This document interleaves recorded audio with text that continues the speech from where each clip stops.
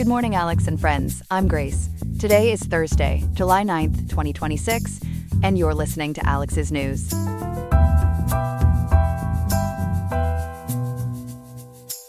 The high in Riverside today is 97 degrees, and we will see a low of 65.1 degrees. It is going to be quite warm, so make sure to find ways to keep cool throughout the day.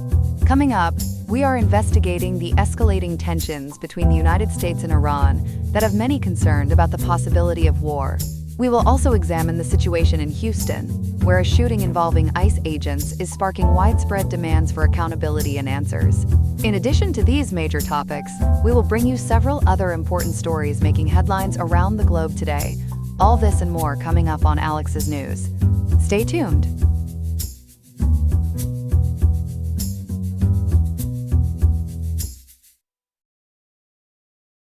Good morning. The U.S.-Iran conflict has taken another dangerous turn, with President Trump now calling the ceasefire over. Ethan, you've been tracking this closely. What's the latest?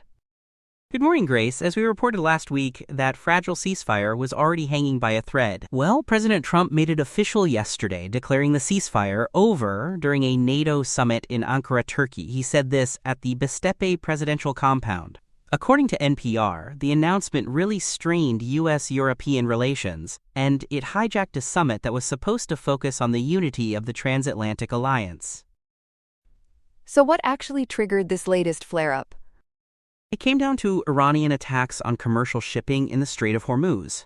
Specifically, 3 commercial vessels were hit on the Monday and Tuesday right before the summit. President Trump characterized the U.S. military response as, quote, retribution, end quote, for those attacks.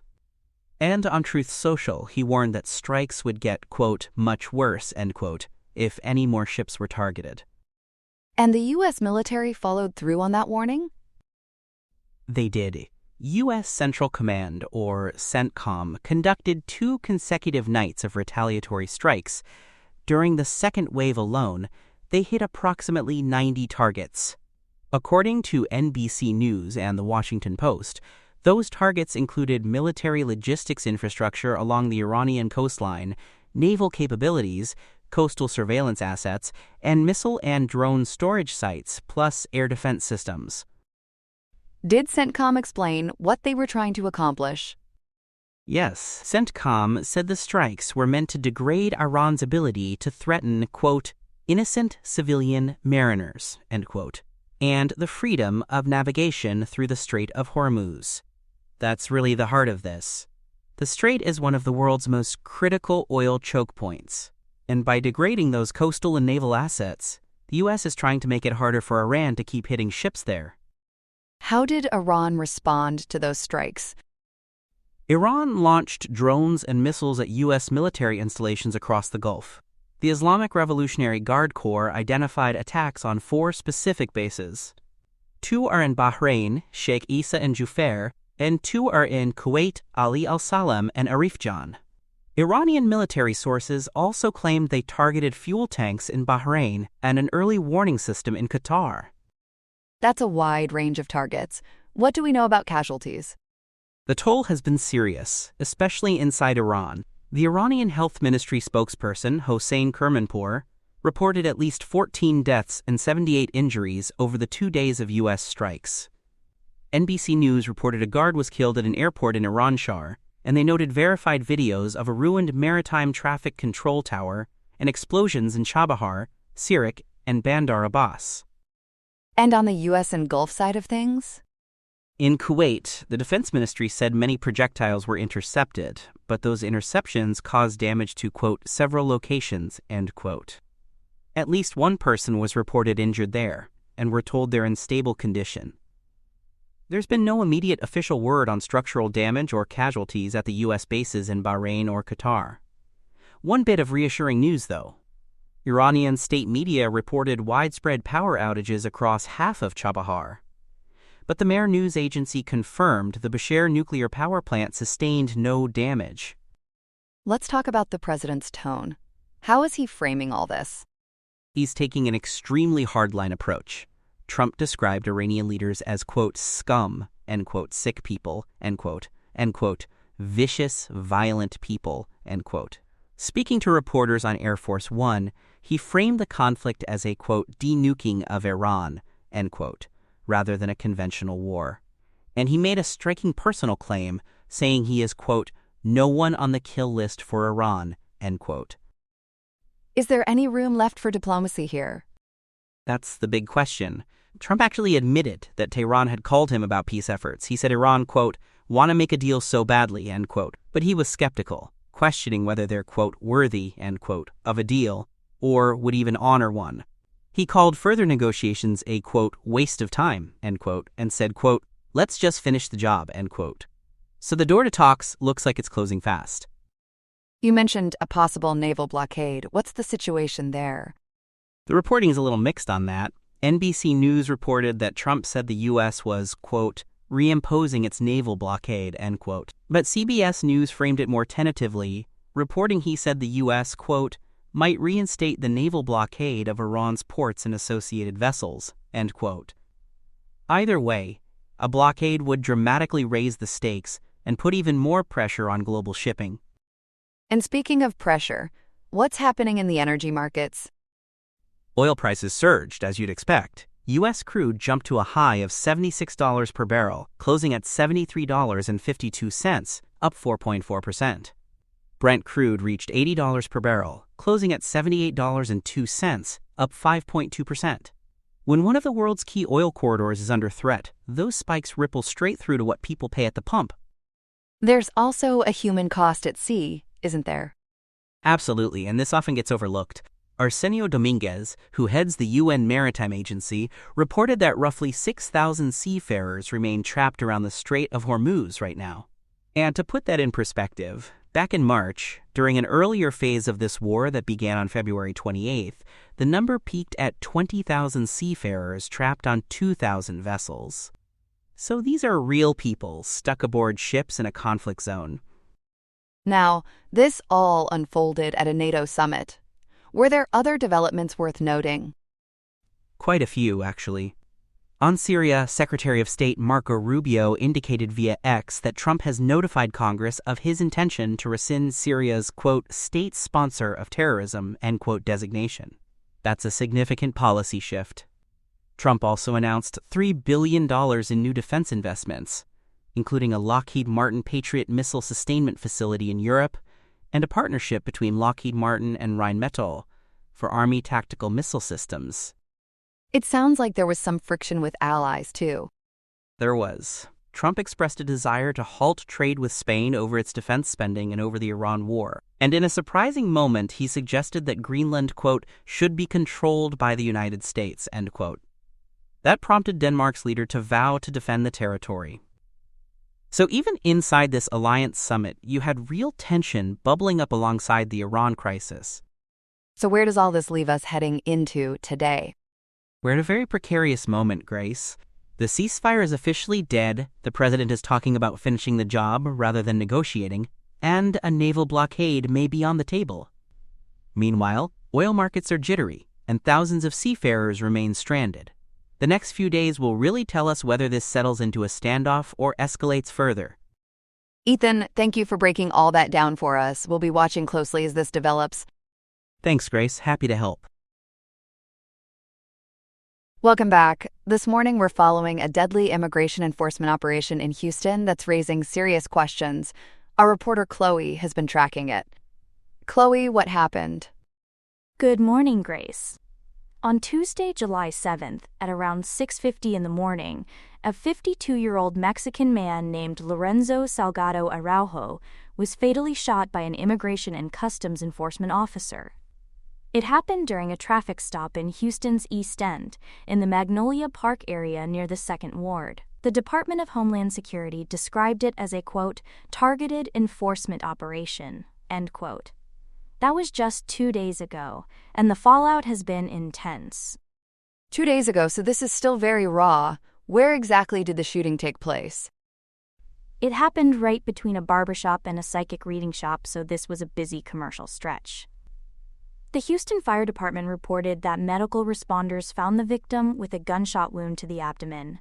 He was taken to a local hospital, where he later died.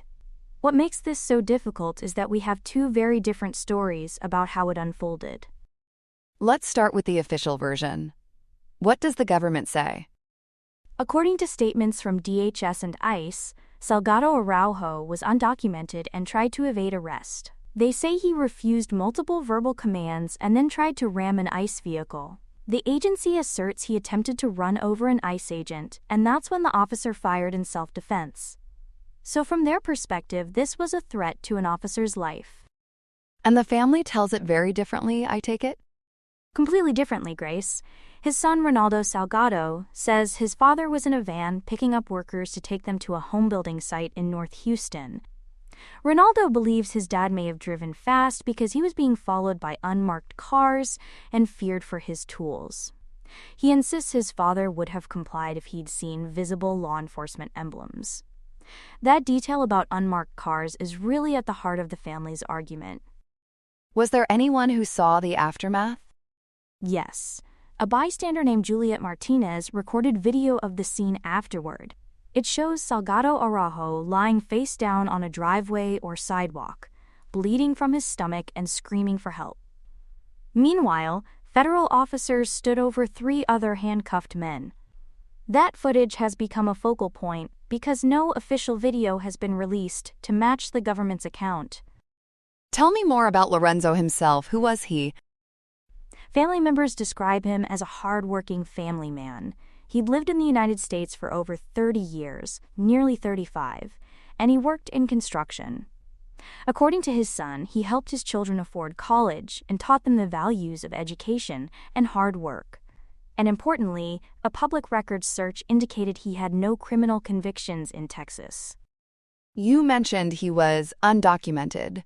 Was he doing anything to change that? That's a key point the family stresses. Despite his status, they say he was actively pursuing legal status and following the process to obtain a work permit.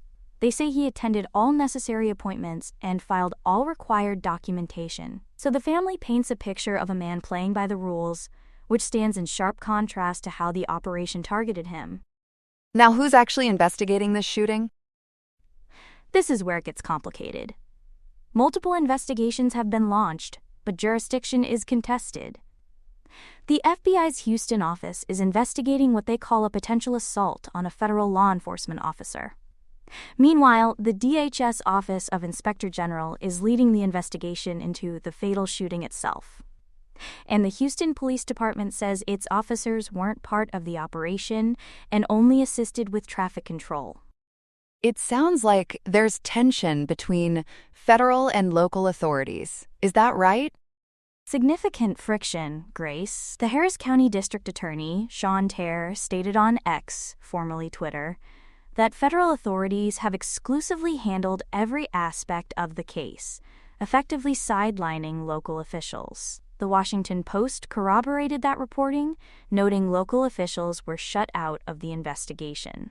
On top of that, 13 Democratic state senators and representatives from Harris County asked the Texas Department of Public Safety to open a parallel investigation, but the DPS has said it is not investigating the shooting. So who's pushing for more accountability here? A pretty wide coalition. On the federal side, U.S. Representatives Christian Menifee, Sylvia Garcia, and Al Green are demanding transparency.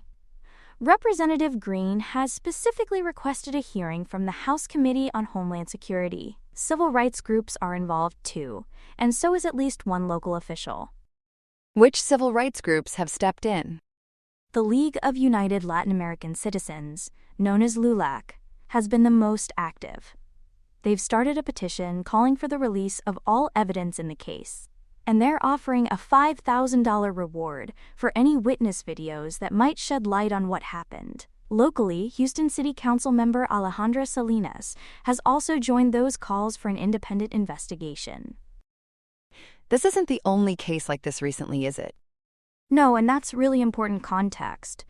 This comes amid broader scrutiny of fatal shootings by ICE officers during President Donald Trump's second term. The Texas Tribune and El Paso Times highlighted several other contentious cases. There was the 2025 shooting of Marimar Martinez in Chicago, where charges were dropped after video contradicted DHS claims of ramming.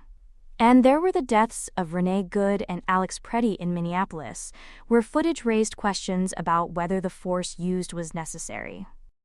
The administration says it's targeting people with criminal records. Does the data back that up?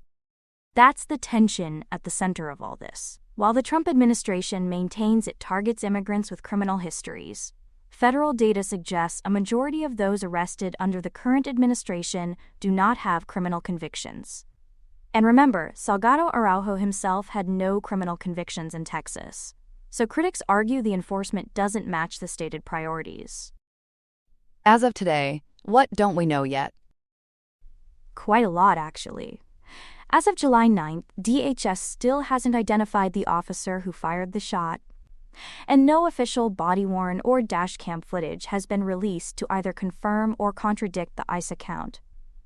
That silence is fueling the demands for transparency we've been talking about. And what about the other men who were with him?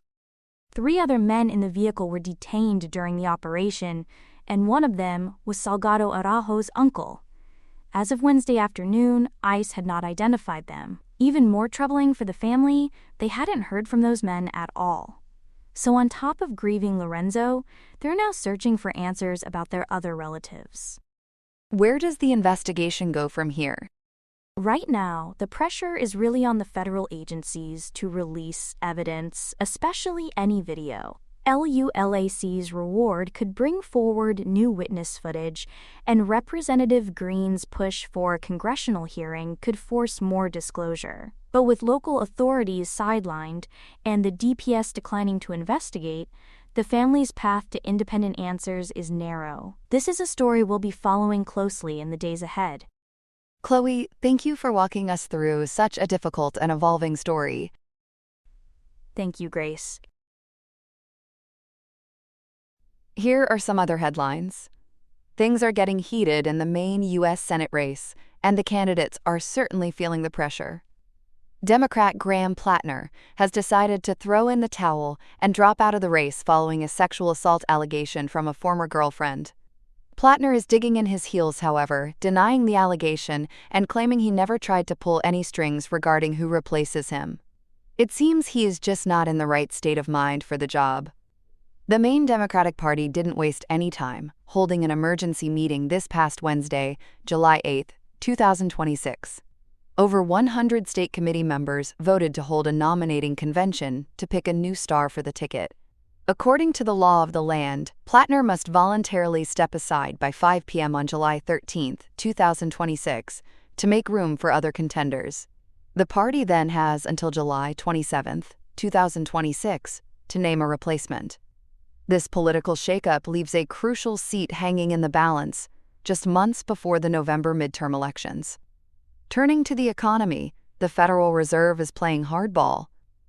Minutes from the meeting where Warsh served as chair for the first time show a hawkish tilt, suggesting the Fed is ready to swoop down on inflation. The committee decided that downside risks to employment have moderated somewhat, but upside risks to price stability remain elevated. It looks like the Fed is trying to keep a tight grip on the reins. A few participants saw a case for raising interest rates, while a majority worried that years of above-target inflation could warp wage and price-setting behavior. It is a real balancing act for the bankers. Meanwhile, the markets are feeling the squeeze. According to Tickmill, these minutes have only added to the discomfort caused by a recent energy shock. Brent crude jumped to $78.94 following United States strikes on Iran. Because of this oil slick of a situation, futures now imply approximately 38 basis points of tightening this year. Finally, we have a few stories that are still under the microscope.